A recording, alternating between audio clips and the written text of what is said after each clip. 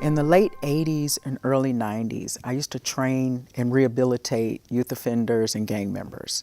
So I was in my 20s, and that's where I learned that some people actually can be rehabilitated if they're given the chance, the encouragement and the love. And I took those skills to the bench.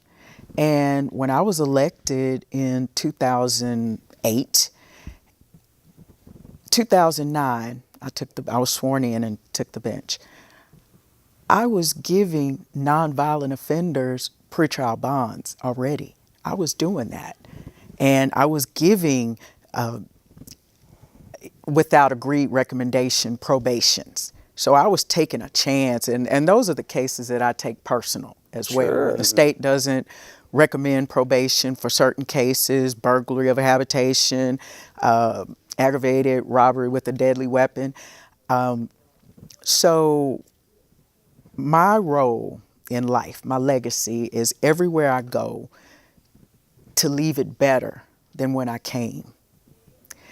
And I'll tell you, one of the hardest things that I had to do was I'd given a young man probation for burglary of a deferred, and this guy committed another burglary, and he was testing positive. He was doing everything the wrong way. Mm-hmm. And so I adjudicated his guilt, found him guilty, and sentenced him.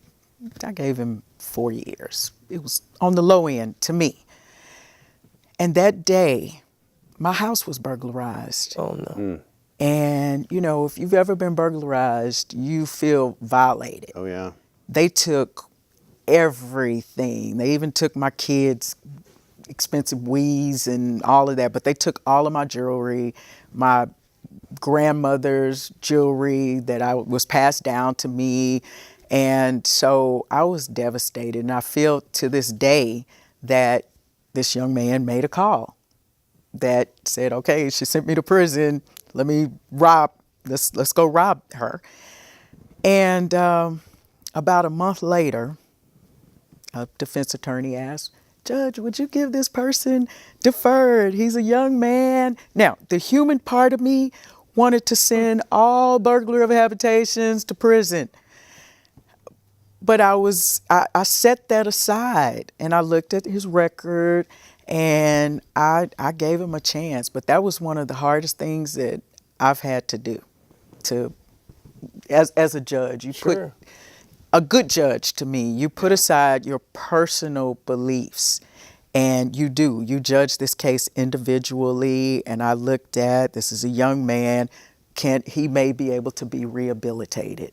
So I would say that for the most part, most of the probationers that I've taken a chance on have become productive members in the community. So that makes me happy. Is everybody going to succeed? No, so they're not. What are some of the biggest challenges you've had to face as a judge? And not only as maybe a personal story or a case, but also from what the caller was saying, is really being at the forefront of I call it a movement, and to see it from the stands, to see it from or the trenches, because I mean, I remember you as a prosecutor. I remember you becoming a judge. I remember me being in front of you as a new judge. I remember and presiding since then. Likewise, how is it to be at the front of like it's a real change? At least I think that we've been a part of and seen that maybe comes every 20 years or so.